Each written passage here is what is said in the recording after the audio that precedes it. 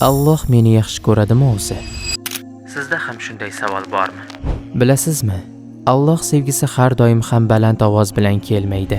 Ba'zan u qalbingizdagi og'riq bilan keladi. Ko'kragingizdagi o'sha og'riq zaiflik emas, balki tirik iymondir. Uyqusiz tunda to'kilayotgan ko'z yoshlaringizni oy yoritayotgan bo'lsa, ha, u sizni sevadi. Agar siz hali ham uning huzuriga qaytib, mag'firat so'rashingiz mumkin bo'lsa, ha, u sizni sevadi.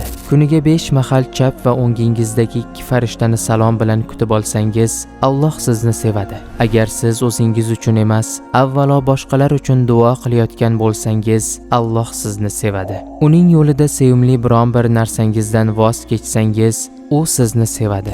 Gunoh qilib lekin yuragingiz bezovta bo'ldimi? Demak, Alloh sizni hali tark etmagan. Hadisga ko'ra, agar Alloh bir bandani sevsa, Jabroilga "Men falon bandani sevaman, sen ham uni sev" deydi. So'ng Jabroil alayhissalom osmon ahliga uni sevdirtiradi. Yer yuzida ham u banda mahbub bo'ladi. Qur'oni Karimda Alloh taolo shunday marhamat qiladi. Albatta Alloh tavba qiluvchilarni va poklanuvchilarni sevadi.